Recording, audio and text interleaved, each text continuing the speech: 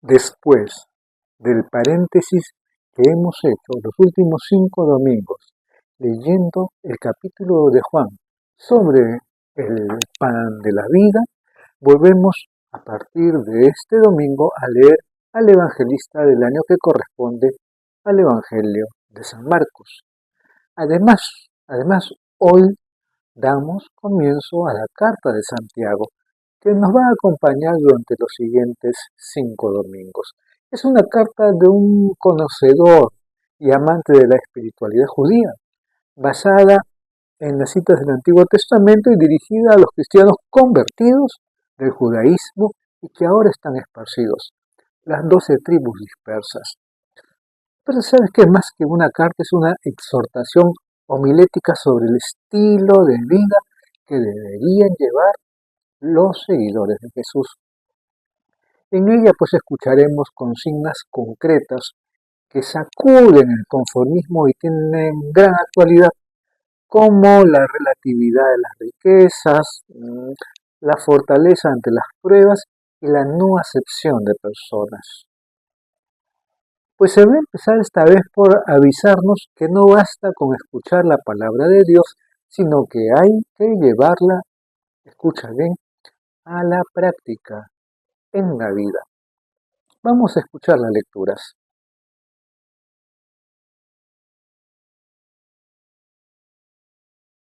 Antes de escuchar la lectura, te tengo que comentar que esta pues está constituida por un pasaje del primer discurso de Moisés en el Deuteronomio.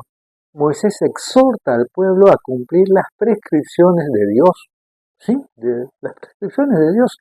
De esta postura pues depende que Israel realmente entre en posesión de la tierra prometida. La ley es la expresión de la voluntad divina y forma parte de la alianza. Además, la observancia de la ley debe producir dos efectos entre los gentiles. Primero, el reconocimiento de la sublimidad de la ley y la constatación de la presencia de Dios en medio de su pueblo como segundo punto. Todos los portentos e intervenciones salvíficas del Señor que atestiguan el pasado son otros tantos motivos pues para ser fieles a la ley de Dios. Escuchemos la lectura. Lectura del libro del Deuteronomio. Moisés habló al pueblo, diciendo: Ahora, Israel, escucha los mandatos y decretos que yo les mando cumplir. Así vivirán y entrarán a tomar posesión de la tierra que el Señor, Dios de sus padres, les va a dar. No añadan nada a lo que les mando ni supriman nada, así cumplirán los preceptos del Señor, su Dios, que yo les mando hoy. Pónganlos por obra, que ellos son su sabiduría e inteligencia a los ojos de los pueblos que, cuando tengan noticia de todos ellos, dirán: cierto que esta gran nación es un pueblo sabio e inteligente. Y, en efecto, ¿hay alguna nación tan grande que tenga a los dioses tan cerca como lo está el Señor Dios de nosotros, siempre que lo invocamos? ¿Y cuál es la gran nación, cuyos mandatos y decretos sean tan justos como toda esta ley que hoy les doy?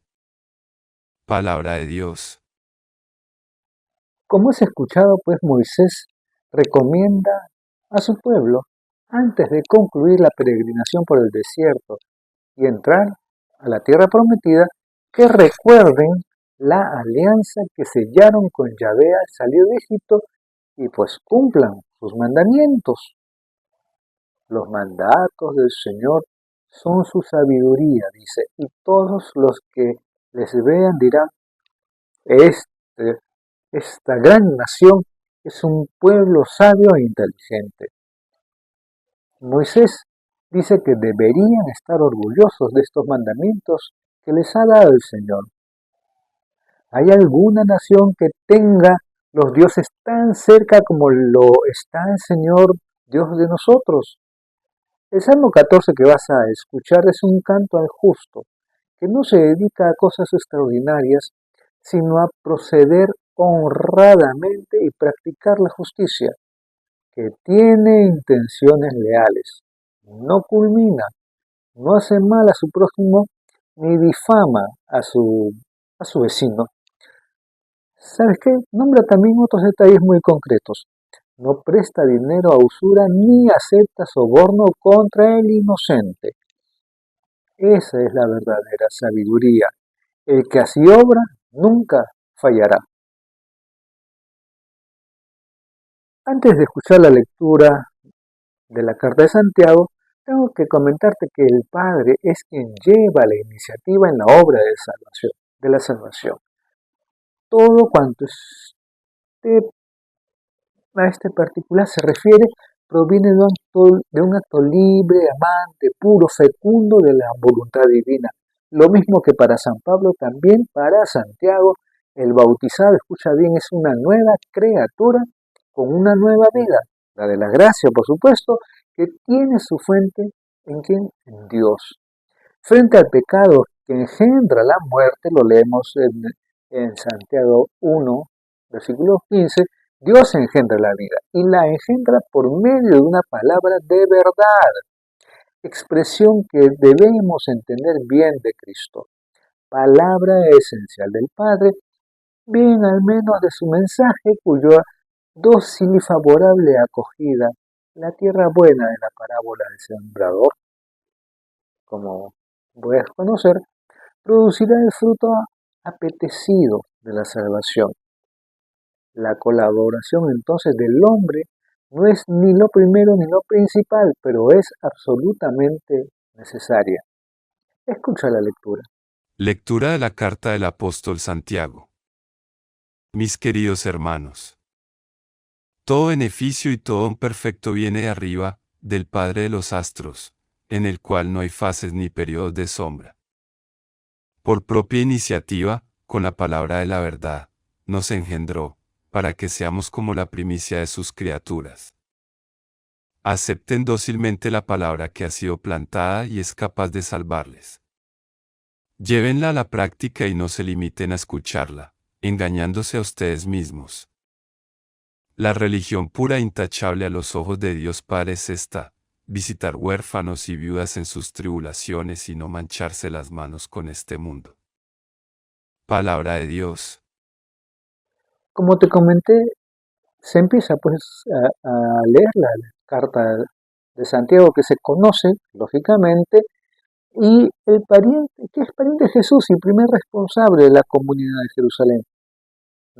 Sí, te tengo que decir, no es segura esta atribución porque era común en autores antiguos ampararse bajo el nombre de alguien conocido y aceptado. Por si acaso ten en cuenta eso.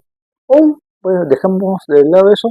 Hoy recomienda Santiago que acojamos la palabra de Dios en nuestra vida porque es la única capaz de salvarnos, pero lo importante no es escucharles. Toma atención a esto, sino llevar a la práctica, pues. No se limiten a escucharla, dicen. A continuación, da dos consignas para que acertemos con la verdadera sabiduría y la religión que agrada a Dios. La religión pura e intachable es esta: visitar huérfanos y viudas en sus tribulaciones, y no mancharse las manos con este mundo. ¿Es verdad? Así es, así es. Antes de escuchar el Evangelio de San Marcos, te tengo que decir que el principio sobre lo puro y lo impuro del Antiguo Testamento se basa en una esfera material, en el contacto físico con animales o cosas que se juzgan en sí impuras o puras. Pero esta impureza producía un apartamiento del Señor, como leemos en el libro de Levítico, en el capítulo 21, y la purificación, un acercamiento o santificación. Los profetas atacan este principio declarando auténtica pureza o impureza, la interna, la del corazón o voluntad. Eso lo leemos en Oseas, en Amós, en Isaías. Pero ¿sabes qué? Jesús se declara contrario al principio del Antiguo Testamento. Tolera que los discípulos lo quebranten y él mismo lo quebranta. Lee en Marcos 1:41 o 5:41. Propone un nuevo principio de pureza, como lo leemos en el capítulo 7, versículo 15. En esta narración de Marcos se destaca cómo el Señor rechaza el principio tradicional ante una multitud que Él ha convocado. La limpieza de corazón, la rectitud de voluntad son el único principio de purificación o acercamiento al Padre, y no las pensadas e impuestas por los hombres. Escucha con atención la lectura. Lectura del Santo Evangelio según San Marcos.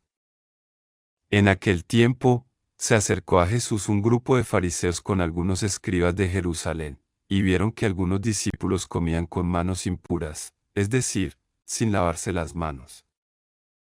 Los fariseos, como los demás judíos, no comen sin lavarse antes las manos restregando bien, aferrándose a la tradición de sus mayores, y, al volver de la plaza, no comen sin lavarse antes, y se aferran a otras muchas tradiciones, de lavar vasos, jarras y ollas. Según eso, los fariseos y los escribas preguntaron a Jesús: ¿por qué comen tus discípulos con manos impuras y no siguen la tradición de los mayores? El contexto. Bien profetizó Isaías de ustedes, hipócritas, como está escrito: este pueblo me honra con los labios, pero su corazón está lejos de mí. El culto que me dan está vacío, porque la doctrina que enseñan son preceptos humanos. Dejan a un lado el mandamiento de Dios para aferrarse a la tradición de los hombres. Entonces llamó de nuevo a la gente y les dijo: escuchen y entiendan todos, nada que entre de fuera puede hacerla hombre impuro, lo que sale dentro es lo que hace impuro al hombre. Porque de dentro, del corazón del hombre, salen los malos propósitos, las fornicaciones, robos, homicidios, adulterios, codicias, injusticias, fraudes, desenfreno, envidia, difamación, orgullo, frivolidad. Todas esas maldades salen de dentro y hacen al hombre impuro. Palabra del Señor.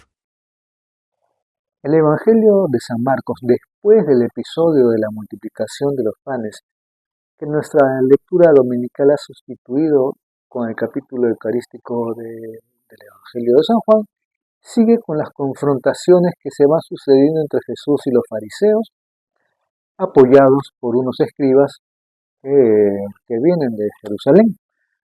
Su crítica esta vez es porque los discípulos de Jesús comen sin hacer las abluciones de manos, según pues la tradición de los mayores.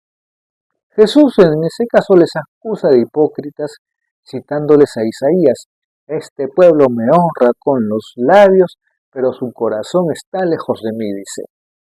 Los fariseos no buscan tanto el mandamiento de Dios, sino que se aferran a la tradición pues de los hombres, a la interpretación que ellos se han inventado de esa ley de Dios. Eso me hace recordar cosas muy actuales.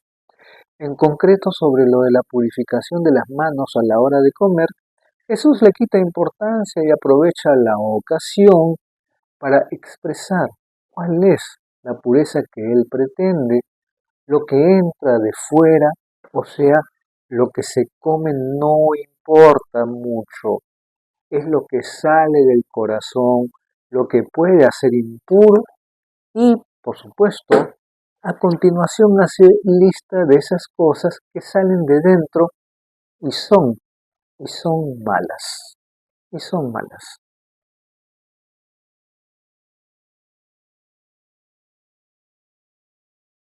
Mira, esto que te voy a decir, no suele gustar al hombre de hoy el hablar de la ley o de la norma objetiva en nuestro obrar. Sin embargo, las lecturas de esta oportunidad nos presentan la ley como un camino de sabiduría y de una libertad auténtica. Moisés inculca a los suyos que sigan amando la ley, que para ellos son los 5 libros del Pentateuco, con las normas que Dios les dio en la salida de Egipto y que sellaron con la alianza del Sinaí. Escucha los mandos y decretos que yo les mando cumplir, y así vivirán. Seguir la ley de Dios es orientar nuestra vida hacia Él y disponerse a cumplir su voluntad, no nuestro gusto. Eso es lo que nos dará la verdadera felicidad y la vida.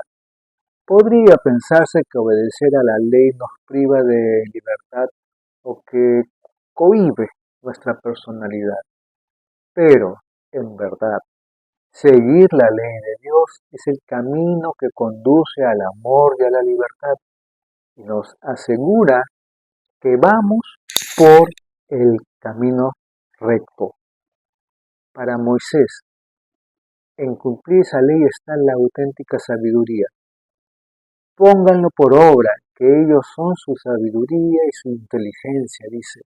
De modo que los pueblos vecinos, al ver cómo actúa el pueblo elegido de Dios, tendrán que decir, esta gran nación es un pueblo sabio e inteligente. Eso me hace recordar a los que estamos confirmados. Debemos demostrar eso.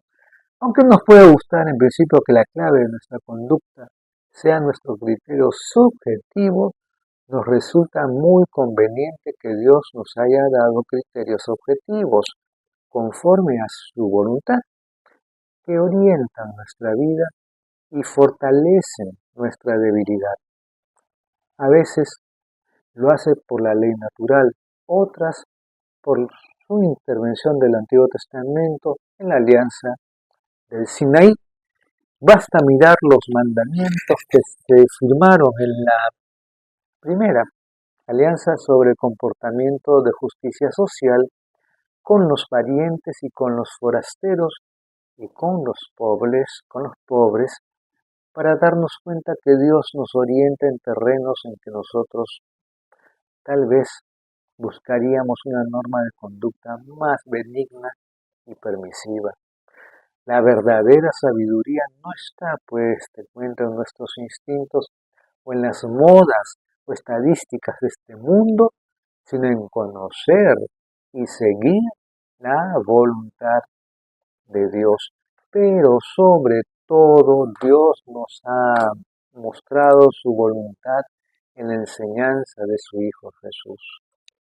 Deberíamos estar orgullosos de que nuestro Dios, además de ser el Señor y Creador del universo, sea un Maestro y un Dios cercano que nos acompaña en el camino. ¿Hay alguna nación que tenga los dioses tan cerca como lo está el Señor Dios de nosotros? ¿Cuál es la nación cuyos mandatos y decretos sean tan justos como esta ley que hoy les doy? Lo cual tenemos más, con lo cual tenemos más motivos de agradecerle a Dios nosotros desde la llegada de Cristo.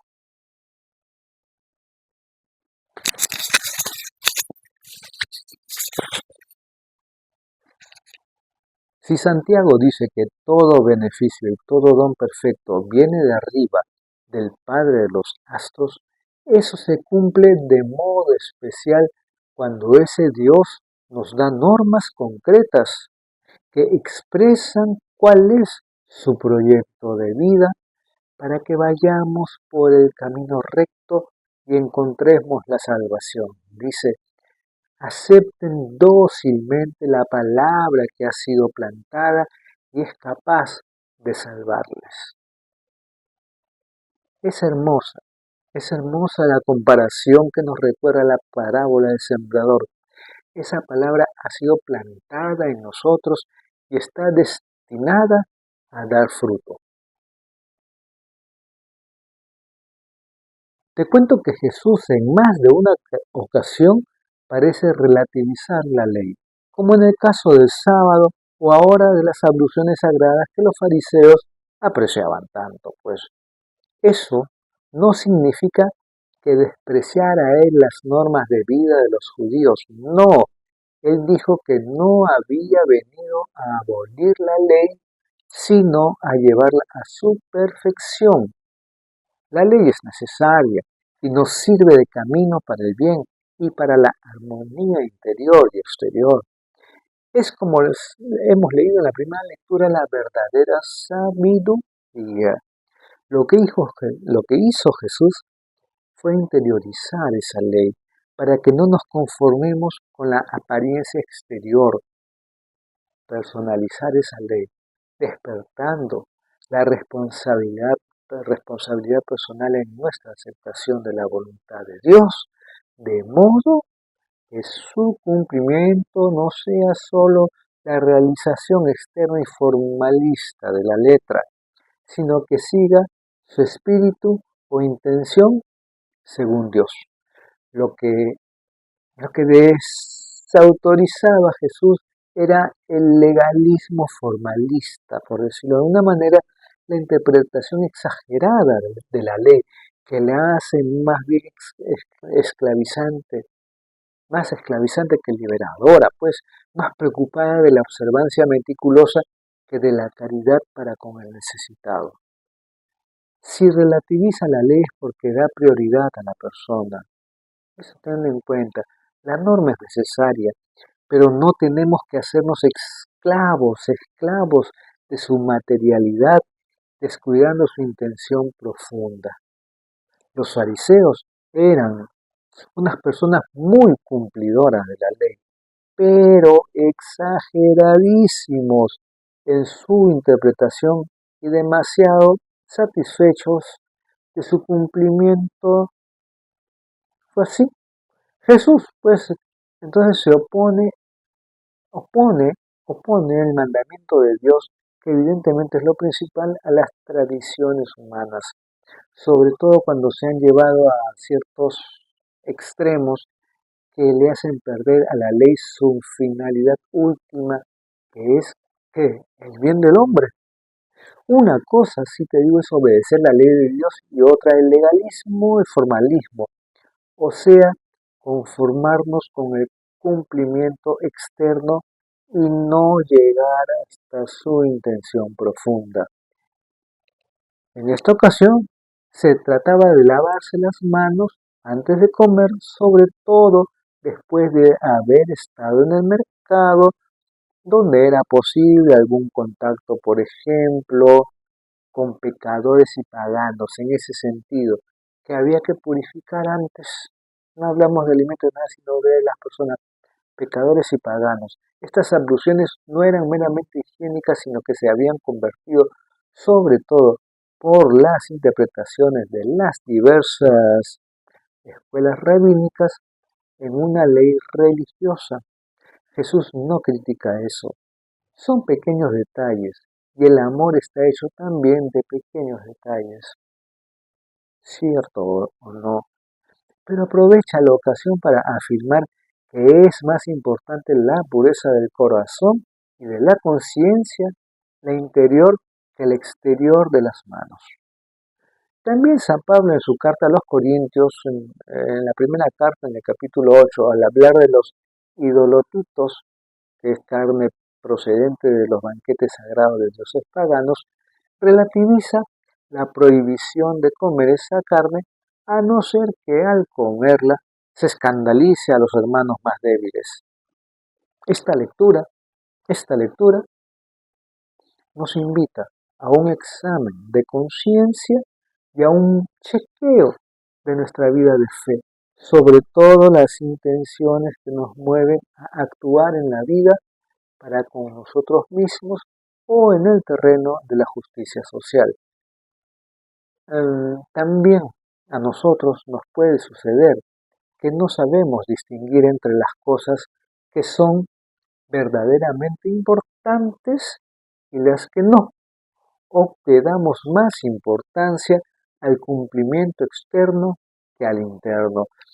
Esa es la tentación del formalismo, del así es, cumplir con los mandamientos e incluso con las normas eclesiales, por ejemplo, referentes a la celebración litúrgica, está muy bien, pero no es tan absoluto que se anteponga a cualquier otra circunstancia, ¿sabes? Algo que sea del momento, de la situación.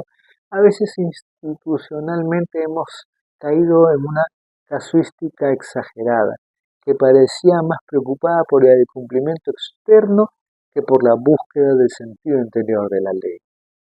Fíjate bien en eso. Baste recordar la importancia que hemos dado durante siglos al latín, a pesar que dificultaba lo principal, que es la participación en la celebración.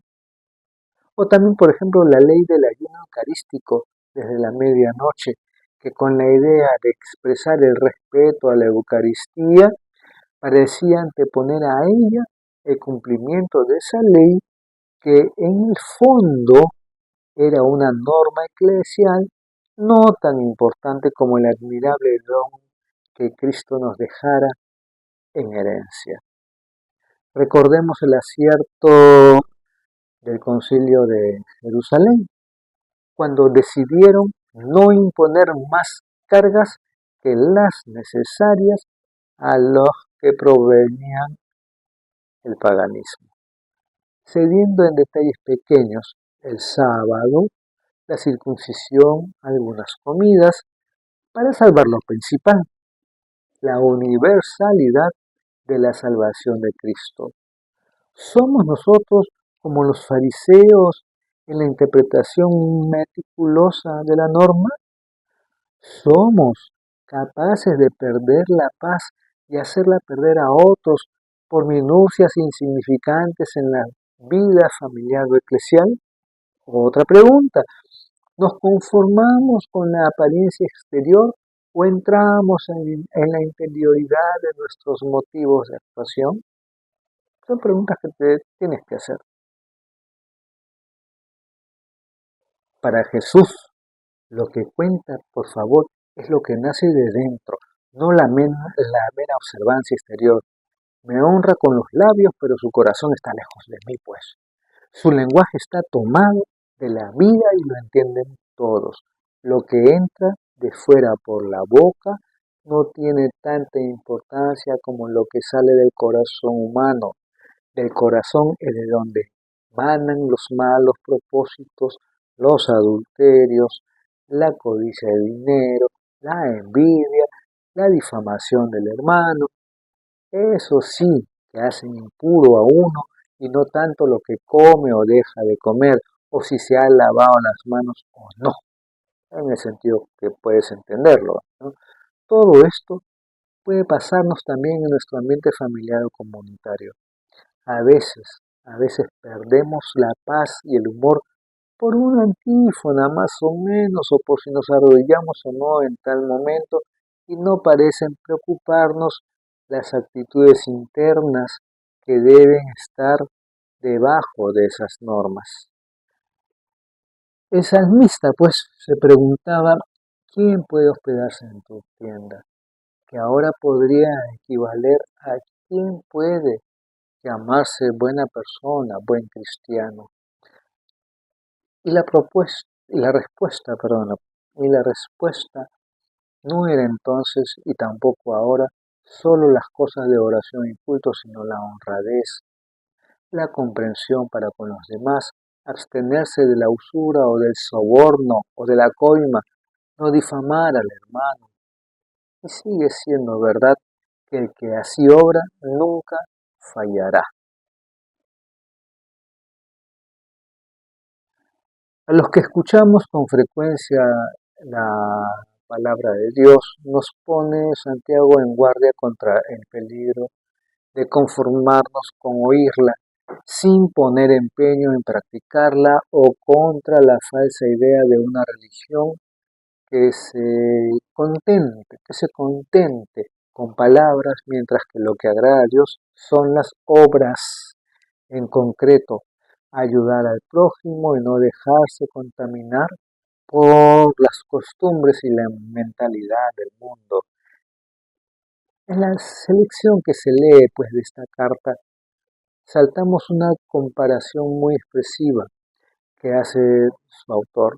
Dice, si alguno se contenta con oír la palabra sin ponerla por obra, ese se parece al que contempla su imagen en un espejo, se contempla pero yéndose se olvida de cómo es, se olvida después cómo es.